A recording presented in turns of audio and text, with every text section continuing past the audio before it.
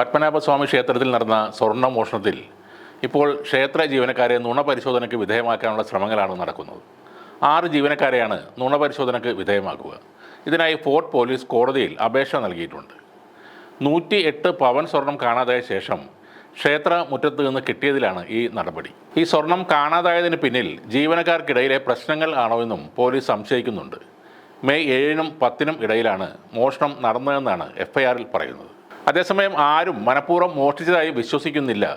സ്വർണം അറിയാതെ നഷ്ടപ്പെട്ടതാവാനാണ് സാധ്യതയെന്ന് പഴയ തിരുവിതാംകൂർ രാജകുടുംബാംഗവും പത്മനാഭസ്വാമി ക്ഷേത്ര ഭരണസമിതി അംഗവുമായ ആദിത്യവർമ്മ അഭിപ്രായപ്പെട്ടു.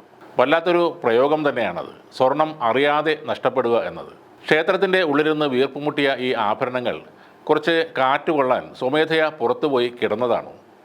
ഏത് രാജകുടുംബത്തിലെ അംഗമായാലും ലോജിക്കില്ലാത്ത ഇത്തരം കാര്യങ്ങളാണ് പറയുന്നത്. ഈ അവസരത്തിൽ ഓർക്കേണ്ടത് സഖാവ് VS അച്യുതാനന്ദൻ്റെ പായസപാത്രത്തിൽ സ്വർണം കടത്തുന്ന കാട്ടുകള്ളന്മാർ എന്ന പ്രയോഗമാണ്. അന്ന് അതിനെ എതിർത്ത ആളുകൾക്ക് വരെ ഇപ്പോൾ കാര്യങ്ങളുടെ ഗൗരവം മനസ്സിലായി കാണും. CPM-ന്റെ സമുന്നത നേതാവായ VS അച്യുതാനന്ദൻ പലപ്പോഴും വിവാദ പരാമർശങ്ങളുടെ പേരിൽ രാഷ്ട്രീയ ജീവിതത്തിൽ ഒരുപാട് പ്രശ്നങ്ങൾ നേരിട്ട ആളാണ്. UDF സ്ഥാനാർത്ഥി ലതിക സുഭാഷിനെതിരെയും സിന്ധു ജോയിക്കെതിരെയും നടത്തിയ പരാമർശങ്ങളും വിവാദമായിരുന്നു. സ്വന്തം മന്ത്രിസഭയിലൊരു മന്ത്രിയെ പോഴൻ എന്ന് വിളിച്ചതും ഇടതുപക്ഷ ചിന്തകൻ KEN കുഞ്ഞഹമ്മദിനെ കുരങ്ങൻ എന്ന് വിളിച്ചതും VS-നെ കുഴപ്പത്തിലാക്കിയിരുന്നു. രാഷ്ട്രപതിയായിരുന്ന APJ അബ്ദുൽ കലാമിനെ മേൽപോട്ട് വാണം വിടുന്നവർ എന്ന സംബോധനയിലൂടെ കളിയാക്കിയപ്പോഴും VS അച്യുതാനന്ദൻ രൂക്ഷമായ വിമർശനത്തിന് വിധേയനായിരുന്നു. എന്നാൽ ഇതിലെല്ലാം ഏറ്റവും വിവാദമായി മാറിയത് ശ്രീപത്മനാഭസ്വാമി ക്ഷേത്രത്തിലെ നിധി ചർച്ചയായി മാറിയ കാലത്തായിരുന്നു.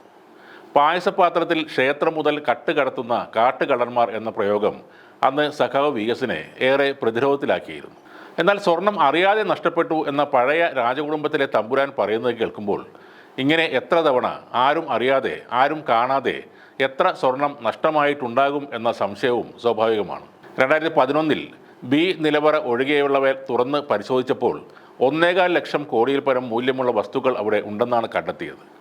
അന്നത്തെ മുഖ്യമന്ത്രി ഉമ്മൻചാണ്ടി വിളിച്ചേർ സമ്മേളനത്തിൽ നിധി ക്ഷേത്രത്തിൻ്റേതാണെന്നും അതിന് സർക്കാർ ചെലവിൽ സുരക്ഷ ഏർപ്പെടുത്തുമെന്നും തീരുമാനമായിരുന്നു. എന്നാൽ ക്ഷേത്രത്തിൻ്റെ ഈ സ്വത്ത് പൊതുജനങ്ങളുടേതാണെന്നും അതിനാൽ അത് പൊതുജന നന്മയ്ക്ക് വേണ്ടി വിനിയോഗിക്കണമെന്നും അഭിപ്രായപ്പെടുന്ന ആളുകളുമുണ്ട്.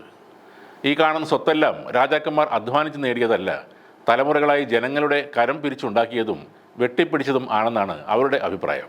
ക്ഷേത്രത്തിനടിയിൽ ഉപയോഗശൂന്യമായി 1 ലക്ഷം കോടിയിലധികം വില വരുന്ന സ്വത്തുക്കൾ കിടക്കുമ്പോൾ അന്നത്തെ കേരളത്തിൻ്റെ പൊതുകടം വെറും 70,969 കോടി രൂപയായിരുന്നു എന്നതും ശ്രദ്ധേയമായൊരു കാര്യമാണ്. എന്നാൽ ക്ഷേത്രത്തിൻ്റെ ഭരണം താൽക്കാലിക ഭരണസമിതിക്ക് കൈമാറിയാണ് സുപ്രീം കോടതി ഉത്തരവ് വന്നത്. പത്മനാഭസ്വാമി ക്ഷേത്രം ഒരു പൊതുക്ഷേത്രമായി തുടരുമെന്നും എന്നാൽ അതിൻ്റെ നടത്തിപ്പിൽ രാജകുടുംബത്തിനും അവകാശമുണ്ടെന്നുമാണ് സുപ്രീം കോടതി വ്യക്തമാക്കിയത്. ഇപ്പോഴും രാജകുടുംബത്തിൻ്റെ നേതൃത്വത്തിലുള്ള ട്രസ്റ്റ് തന്നെയാണ് ക്ഷേത്രകാര്യങ്ങൾ നോക്കുന്നത്. ചുരുക്കി പറഞ്ഞാൽ ഈ കോടിക്കണക്കിന് മൂല്യമുള്ള വസ്തുക്കൾ ഇപ്പോഴും രാജകുടുംബത്തിൻ്റെ മേൽനോട്ടത്തിൽ തന്നെയാണ്.